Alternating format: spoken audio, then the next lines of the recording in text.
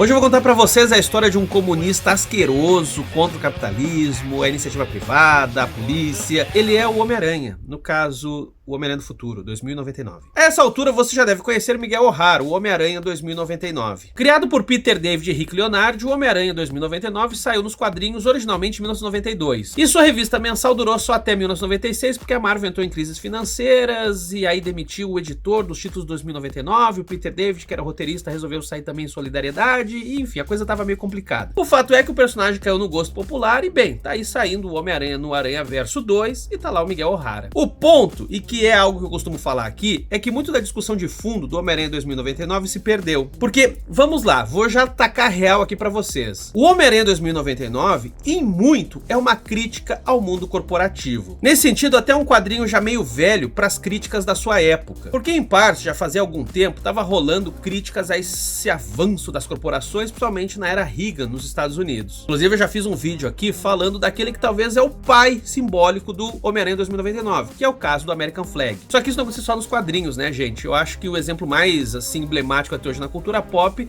tá no Robocop. Contudo, não só isso fez muito sucesso nos anos 80, a gente também teve nessa década o avanço daquela ficção científica que vinha da revista britânica 2000 AD, ou para quem gosta de falar certinho, 2000 AD. Falei direito? E caso você não saiba, essa é a revista que nos apresentou o Juiz Dredd, que também já tem uma cacetada de vídeo aqui no canal. Em breve vai ter mais um. Juiz Dredd é um personagem que foi criado em 77, se tornou famoso nos anos 80, e essa visão distópica do futuro também acabou influenciando uma série de outros quadrinistas. Então, nesse sentido, o Homem-Aranha 2099, quando sai em 92, ele tá meio que reciclando a crítica social foda. Porém, tá fazendo isso de forma competente e tá trazendo isso para um personagem muito icônico, que é o Homem-Aranha. E caso você não se lembre, inclusive eu já fiz até vídeo aqui sobre isso, o Homem-Aranha é um herói da classe trabalhadora e não por acaso o seu principal vilão é um ricaço inescrupuloso. Sim, eu tô falando do Norman Osborn, do Duende Verde. Por sua vez, o Homem-Aranha é filho adotivo do tio Ben e da tia May, que são duas pessoas que passaram a vida inteira trabalhando e se ferrando muito. Daí que o Homem-Aranha, na sua jornada de autodescobrimento dos poderes e das responsabilidades que os poderes trazem, acaba entendendo que o seu trabalho é servir a comunidade, é ser o amigão da vizinhança. Aí você vai dizer, tá, todo super-herói tenta servir a comunidade, certo? Mas no Homem-Aranha isso vai para além do abstrato, é algo bastante concreto. O Homem-Aranha está identificado com o seu bairro, Queens, mas também com a cidade de Nova York. Daí que o Homem-Aranha é um herói que não serve apenas para combater vilões, mas também para pensar o bem-estar social. Algo que ele não consegue resolver porque ele não tem grana, porque ele não tem influência política, mas que ele tenta, aí sim como todo super-herói, resolver na base da urgência, ou seja, diante de um problema ele tenta agir rápido. Isso também rende um outro vídeo, o quanto que a urgência é o tropos principal do gênero de super-herói. Tanto que se vocês forem parar pra pensar, a maioria das histórias que mostram os super-heróis ficando malvados, fascistas, etc, é porque eles passaram a ter tempo. O Superman tem uma cacetada de história assim, o Superman quando ganha tempo, ele vira um babaca autoritário. Mas enfim, o lance é que a geração Disney perdeu muito isso de vista, e sabe por quê? Ora, porque o tio Ben, ou seja, aquele trabalhador que era a inspiração do Homem-Aranha, a partir dos últimos filmes Marvel virou o Tony Stark. Sim, a gente transitou da geração que batia uma punheta pra Playboy e hoje fica batendo punheta pra Forbes. Somente se estiver na capa o Steve Jobs, o Jeff Bezos, o Elon Musk. Aliás, o Tony Stark no universo Marvel é o Elon Musk. Inclusive o Elon Musk aparece no primeiro filme. Enfim, seja como for, o que eu tô querendo dizer é que rola um apagamento de uma série de conteúdos de ordem social e política que estão presentes no Homem-Aranha, desde a sua origem, mas também no Homem-Aranha 2099. Então é dele que eu vou falar hoje aqui, vou apresentar pra vocês o personagem, falar um pouco desse universo Marvel 2099. Eu li um encadernado que saiu no Brasil pela editora Panini com as 10 primeiras histórias, embora a revista Homem-Aranha durou até o número 46. Então, se vocês gostarem desse vídeo, já digam aí nos comentários se querem que eu continue falando do universo 2099. E aliás, aproveitando que eu tô mendigando, eu peço que você curta o vídeo se estiver curtindo, se inscreva caso seja novo por aqui e compartilhe este vídeo. O canal só existe graças aos apoiadores e tem recompensas bem bacanudas, como lives aqui comigo, grupo de estudo, grupo no Telegram, sorteio de gibi, conteúdo exclusivo. Vou deixar o link do nosso apoio no Catarse na descrição do vídeo, no primeiro comentário fixado. E seja membro aqui também no YouTube por R$ 6,90 ao mês e tem acesso também a vídeos exclusivos. Mas vamos lá, vamos direto ao papo aqui. O que tem de bacana no Homem-Aranha 2099? Primeiro a gente tem que olhar para esse universo, né? O que tá rolando. 2099 é um certo clichê de futuro. Nesse começo aqui, nessas primeiras histórias, a gente não sabe exatamente tudo o que tá rolando, mas a gente acompanha a cidade de Nueva York. Sim, Nueva. Isso quer dizer que os latinos venceram?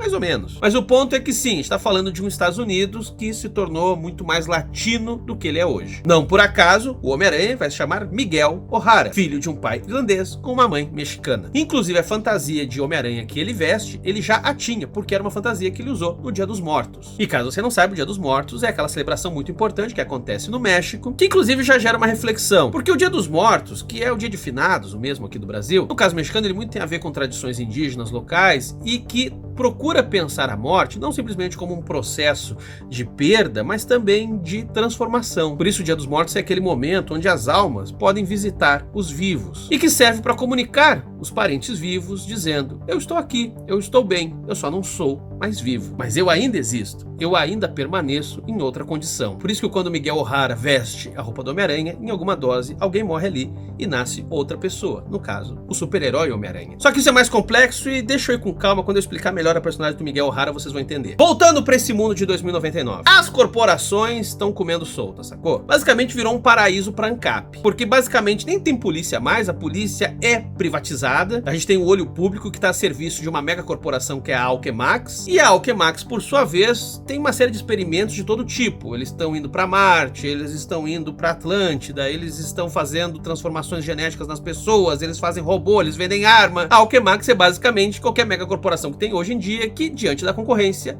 ou destrói ou compra a concorrência. Nesse sentido, essa cidade do futuro lembra muito o universo do Juiz Dredd. São essas mega cidades com arranha-céus gigantescos e policiais andando pra lá e pra cá em cima de carros voadores. Tá caro, né? É fascismo ANCAP. E tem aquele lance que também aparece em outras ficções científicas de que quem mora no topo dos prédios e nessas estradas suspensas vive numa condição melhor e o povão tá lá no chão, sujo, nas ruínas e tudo mais. Então assim, de cara você já tem um cenário de profunda desigualdade social de maneira vertical. Quem é rico tá em cima, quem é pobre tá embaixo. Outra particularidade sobre esse mundo 2099 é que ele se reergueu a partir das ruínas do fim da Era Heróica. E o que seria a Era Heróica? Bom, o fim dos heróis Marvel, aqueles que a gente conhece, né? Capitão América, Homem de Ferro, Hulk, etc. Como se deu esse fim da Era Heróica? As histórias que eu li aqui não explicam direito e tem essa coisa típica de história de quadrinho de super-herói, onde as versões às vezes são contraditórias, porque cada roteirista meio que dá nuances um tanto diferentes uma das outras. Mas em linhas gerais o que rolou foi uma guerra entre humanos e mutantes e um crescimento dessas corporações ainda lá atrás que fez com que a instrumentalização dos super-heróis gerasse toda uma desconfiança social, a desigualdade aumentou, a corrupção também aumentou, então os heróis ficaram muito em descrédito. Aqueles que sobraram não tinham muita moral. Então a Era Heróica chegou ao fim e diante das ruínas daquela guerra foi preciso reconstruir a sociedade. Daí que a tecnologia acabou atrasando por muito tempo e nesse ponto daí é um tanto crível esse universo aqui de 2099. Porque a gente vê tecnologia, mas ela não parece tão avançada assim. Mas ok, você compra a versão que teve algumas décadas aí de atraso. Porém, tem coisas que não dá pra comprar, como o fato da galera em 2099 usar CD-ROM. Sério, eles tiram o CD-ROM assim da orelha. Porra, CD-ROM acho que o que? Anos 2000 já nem tava mais em moda, sabe? Esse troço ficou obsoleto muito rápido. Vou imaginar o futuro daqui a um século. CD-ROM.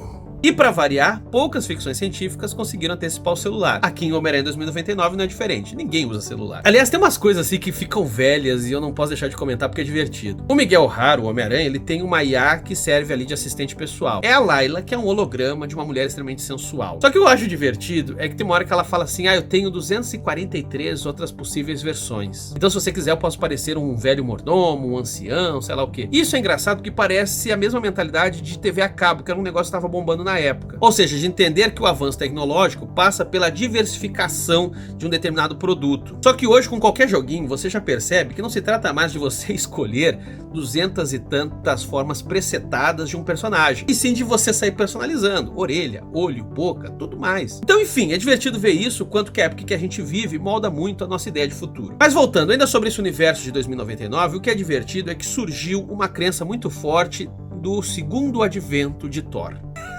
Sim, praticamente tem igreja adventista de Thor pra tudo que é lado. São os chamados Toretes. É gente que acredita que o Thor vai voltar. E é um culto pra valer, sacou? Assim, a galera se reúne em igreja, eles cultuam deuses nórdicos. Isso, inclusive, é um ponto de conflito com o Miguel O'Hara, o Homem-Aranha, porque ele é católico. Aliás, o que mostra que a sociedade é muito carente de religião. Depois que o Homem-Aranha surge, ele também começa a ser cultuado como um deus. Então as pessoas meio que parece que precisam desesperadamente ter fé por alguma coisa. Outro ponto interessante é que, obviamente, a partir dessa opressão das corporações, surgem os rebeldes. rebeldes. E isso, inclusive, é uma das coisas que eu achei mais legais, o quanto que, para você se opor ao mundo corporativo, você precisa abandonar certas práticas. Por exemplo, o mundo corporativo procura deixar todo mundo um tanto homogêneo dentro daquela hierarquia de poder. Daí que os rebeldes vão buscar justamente se manifestar pela diferença. Ou seja, não se trata mais de você ter simplesmente uma corporação rebelde, mas sim diferentes células, grupos que podem até almejar coisas parecidas, mas operam de forma independente. Se a gente parar para pensar, o terrorismo deu muito certo porque ele funciona assim. O terrorismo é uma espécie de anticorporação ou de uma pós-corporação. Então já até serve pra gente ficar pensando o que pode vir do futuro. Enfim, dei uma viajada aqui, pensando, fazendo isso agora no vídeo, não sei se faz sentido, vamos continuar. Dentre esses rebeldes, tem um vilão famoso do Homem-Aranha, que é o Abutre. E aqui eu gostei muito dessa versão do Abutre, porque ele é líder de uma dessas facções, e eles são canibais, eles comem pessoas mortas, como um abutre. Contudo, vai ser com um desses grupos que o Homem-Aranha vai acabar se aproximando e que vai servir para ele ali de tropa aliada. Uma coisa que é muito marcante em quadrinhos que são feitos pelo Peter David é a ênfase no diálogo. Para quem não conhece, o Peter David é muito conhecido pela sua fase no Hulk. Ele também tem uma passagem bastante celebrada no Aquaman, contudo, a sua criação mais famosa, porque afinal de contas esses outros personagens já existiam, é o Homem-Aranha 2099. E em todos os trabalhos do Peter David, ele é, acima de tudo, um dialoguista. Em termos de enredo, eu não acho ele muito brilhante, mas em termos de diálogo, ele é muito, muito bom. E ele sabe que o ponto forte dele tá nisso, daí que praticamente em todo o título que ele passa, o que ele faz é fortalecer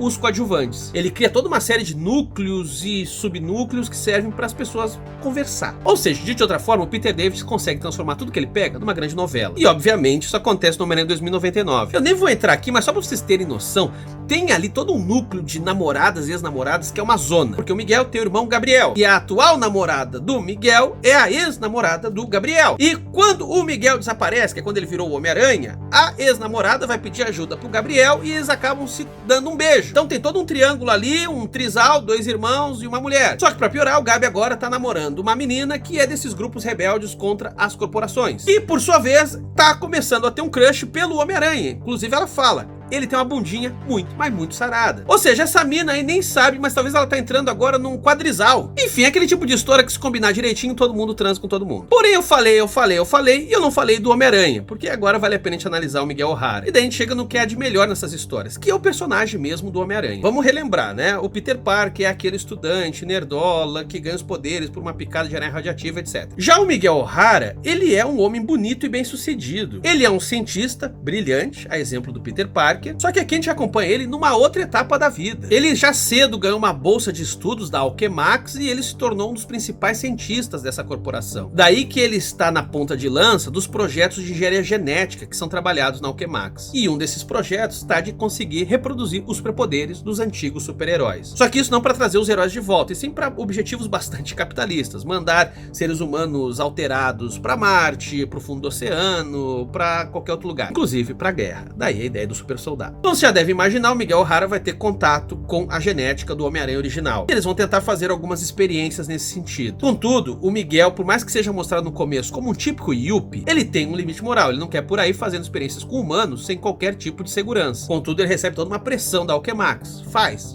experiência. Tem um monte de gente aí que a gente tá pegando por aí, esses rebeldes, tem empregado aí que se sujeita, faz à vontade. E de fato acaba rolando uma primeira experiência e ela resulta em algo muito, mas muito desastroso. E por causa disso, o Miguel fala: chega, não quero mais trabalhar na Alchemax. E o vice-presidente da Alchemax, Tyler Stone, diz: ah não, tudo bem, eu aceito, toma um drink aí comigo. Só que o que acontece é que o Tyler acaba viciando o Miguel O'Hara em êxtase. Só pra vocês entenderem, êxtase é uma droga do futuro, mas que vicia imediatamente porque ela opera mudanças genéticas no corpo do usuário. Daí que, portanto, uma vez usuário de êxtase, para sempre usuário de êxtase. Isso tudo acaba abalando o Miguel O'Hara, que volta para casa mega perturbado. Ele tá tão tenso que ele acaba dando sem querer um soco na cara da namorada. Sim, isso no começo é mega tenso, a gente já conhece a namorada dele com o olho roxo. E eu fiquei pensando, caramba, a Marvel vai ter tanta coragem de mostrar que o Miguel O'Hara inclusive era um cara que espancava a mulher. Mas não, foi um acidente, mas ainda assim, né? Diante dessa série de problemas, o Miguel O'Hara pensa: pô, eu sou um geneticista brilhante, eu posso voltar lá pra Alchemax e tentar mudar minha própria situação. O que do ponto de vista de roteiro não faz muito sentido, porque ele pediu demissão, mas ele ainda não tinha sido totalmente demitido, o patrão falou pra ele repensar, sei lá, mas enfim, ele consegue entrar. E aí lá dentro a gente tem a típica história dele tentando se curar, daí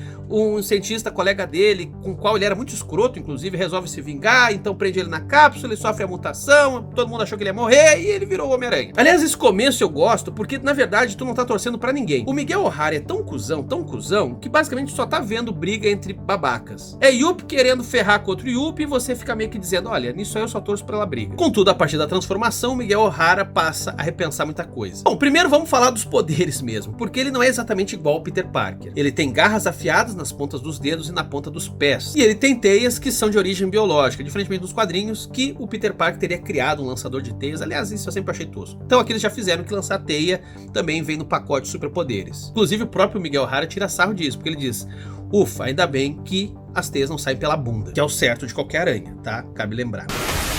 Outra coisa que o Miguel O'Hara acaba fazendo é usando uma capinha de teia, que serve para amortecer a queda, fazer com que ele consiga planar, em vez de cair de pé nas coisas. Em partes, gente, o Homem-Aranha 2099 é muito um tanto Batman. Ele é mais sombrio, ele tem formas pontiagudas no seu antebraço, tem uma capa que é pontudinha na ponta e é uma versão tanto mais sórdida do Peter Parker. Isso até chega a ser irônico, porque depois nos anos 90 surge o desenho Batman do Futuro, que é basicamente uma forma de tornar o Batman mais Homem-Aranha. Mas voltando. Como eu já falei pra vocês, o uniforme desse novo Homem-Aranha é uma fantasia do Dia dos Mortos. Daí que eu gosto muito do lance da camiseta, na verdade tem uma forma de caveira, mas que também serve como aranha. Notem, portanto, como esse tropos da morte é muito presente aqui. O Miguel O'Hara tá o tempo todo lidando com morte. E deve um ponto interessante, tá morte do quê? Da vidinha que ele tinha? Sim, claro, agora ele tem superpoderes, ele tá sendo perseguido pelas corporações. Esse já é um dos primeiros pontos aqui a se destacar. Por causa dos poderes, o Miguel O'Hara acaba comprando treta com a Alchemax. E isso se dá porque ali durante a transformação dele, ninguém viu direito quem era, e daí o cientista que tinha lá prendido ele acaba morrendo no processo, então ele é acusado de assassinato. Daí que eles vão mandar uma série de caçadores de recompensa atrás dele, não só a Alchemax, mas também outras corporações. Uma delas a Stark Fujikawa, sim, uma fusão e que mostra muito também o imaginário da época, ou seja, do Japão se tornando essa superpotência mundial. Daí que é de se pensar que a corporação Fujikawa acabaria se fundindo com a Stark. Então, enfim, por questões circunstanciais, esse Homem-Aranha 2099 acaba se tornando o inimigo das corporações. E vai ser simplesmente por essa casualidade que ele vai vendo o quanto que essa galera é cruel. Inclusive a mina que ele conhece, a namorada do irmão, que é rebelde, é ela que vai dizer a frase: com grandes poderes vem grandes responsabilidades. Uma frase que, segundo o próprio Miguel O'Hara, é apenas algo tirado de um biscoito da sorte. Porque na leitura dele, com grandes poderes vem grande culpa. Esse ponto aqui é fundamental, tá? Culpa. Porque é isso que vai ser o arco de histórias do Miguel O'Hara. Ele vai vendo cada vez mais o quanto que ele era cúmplice de um mundo que é muito, muito cruel. E daí aos poucos a gente vai entendendo. Ele desde cedo foi coagido a crescer nesse mundo corporativo. Desde cedo o pai dele, que era um escroto que batia na mãe dele, queria que ele fosse um grande campeão. Mas um grande campeão não pela sua braveza, pela sua honra, pela sua honestidade. Não. Ser um grande campeão no sentido de, cara, aqui é a lei do mais forte. Vence aquele que consegue se aproximar dos mais ricos, deixar para trás a pobreza, incorporar em si um senso de competição, ou seja, o tempo todo fazer com que aqueles que estejam trabalhando com você acabem se fudendo para você crescer em cima deles. Enfim, ser basicamente um tipo Yuppie, que até hoje a cartilha neoliberal vende para nós. E vai ser essa ideologia que o Miguel O'Hara vai cada vez mais questionar. Por isso que a questão da culpa aqui é fundamental, porque na edição número 10 o Miguel O'Hara vai dizer o seguinte: ele se tornou um cuzão, ele começou a deixar todo mundo para trás porque era a maneira que ele tinha de suportar quem ele havia se tornado. O mundo à sua volta era um mundo muito asqueroso, muito nojento. Portanto, ele precisava apenas não ver nada. Porém, o que muda é que agora, na condição de Homem-Aranha, ele foi forçado a ver as coisas. Daí que a sua conclusão é: poxa, finalmente agora eu tenho poder, quem sabe eu posso tornar o mundo um lugar mais suportável para olhar. Quem sabe eu posso criar um mundo em que eu posso olhar para ele e não me sentir mais culpado. Daí que não por acaso essa edição número 10 termina com o Homem-Aranha dando um pau na polícia. Uma polícia ali que tem toda uma iconografia fascistoide, é uma milícia, e que estava ali reprimindo uma manifestação religiosa em virtude do advento, da chegada do Thor. Sim, era os Toretti ali fazendo bobagem, mas o lance é que a polícia foi truculenta, o Homem-Aranha resolve intervir, e no final ele dá um comunicado. E ele anuncia quem são os seus inimigos. E quem são eles? Ora, as grandes corporações. Alchemax, Stark, saibam, eu não tô mais de brincadeira. Vocês agora têm um inimigo, e o inimigo das megacorporações é o Homem-Aranha. O amigão da vizinhança, o protetor da comunidade. Como eu disse pra vocês, eu li só até a edição número 10, ela segue, deve ter mais reviravoltas aí. Eu tava gostando, não achei genial, mas também não achei ruim. E tem essas pequenas sacadas que são bem divertidas. Também fiquei curioso pelos desfechos novelão, quem é que vai comer quem afinal? Tô a fim de ver. Eu já sei que mais pra frente que o Doutor Destino vai se tornar o presidente dos Estados Unidos. E outro detalhe interessante que nunca chegou a se concretizar é o verdadeiro presidente da Alchemax. No começo a gente não vê direito ele, parece ser apenas um cara muito velho, e ele diz que conhece muito bem o Homem-Aranha original. Aí fica curioso, né? É um vilão que tá aí com 100 e tantos anos. E depois acaba sendo, mas a ideia original do Peter David era fazer o presidente da Alchemax, quem? O Peter Parker. Sim, o primeiro Homem-Aranha se tornou um cara extremamente corrupto. Daí que seria interessante ver como é que ele chegou nisso. E pô, amarra muito bem justamente com essa corrupção corporativista que rolou com o Homem-Aranha nos cinemas, nos filmes da Marvel Disney. Ainda falando sobre como corporações podem ser filha da puta, o Peter David nesse momento está passando por problemas de saúde. Ele teve no final do ano passado um AVC e a família está fazendo vaquinha para conseguir pagar os custos médicos. Não tem como não se revoltar, galera, sacou? Tipo, tá saindo filme do Homem-Aranha agora com o personagem que ele criou, com o Homem-Aranha 2099. Os caras ganham bilhões, sacou? Bilhões, e eles não podem pagar a conta médica do criador do personagem. Aí eu fico vendo aqui no canal a galera Marvete, que acha linda a Marvel, acha linda a Disney. Parem de ser idiota. Esses executivos lá não vão me ouvir, eu sou um fudido latino-americano. Mas vocês que são fã de editora, que são fã de empresa, parem de ser trouxa, parem de ser babaca. Todo mundo tem o direito de gostar dos filmes, de gostar das histórias, mas cara, não percam de vista a responsabilidade que vocês têm com as pessoas que criam essas histórias. Se vocês gostam tanto de Homem-Aranha, lembrem-se, com grandes poderes vem grandes responsabilidades. E o poder que vocês têm de consumidor, que consomem essas porcaria aí de filme da Marvel, é de pelo menos ficar cobrando que esses executivos façam alguma coisa pelos artistas que eles abandonaram. Por gente que tá sofrendo nesse momento e que se não tivesse existido, vocês não estavam podendo comprar boneco cabeçudo desse personagem pra botar na estante. Bando de nerdola fútil. Puta que pariu. Tá, me irritei. Mas assim, ó, não saí do espírito do gibi. É sobre isso que Homem-Aranha 2099 é, e ironicamente é essa a condição que o Peter David está vivendo hoje. Então vocês que fiquem falando, ai, tira a política do meu gibi, você é só um hipócrita. Deu, era isso. Surgiram outras histórias do universo 2099, outras histórias da Marvel, outras histórias de super-herói, outras distopias corporativistas, sei lá. Surgiram outros gibis aí, inclusive pra eu parar de passar raiva. Ou pior, pra eu ter mais raiva ainda, sei lá. Surgiram. No mais, siga a gente nas nossas outras redes sociais, TikTok, Twitter e Instagram. Obrigado por assistir. Valeu, pessoal.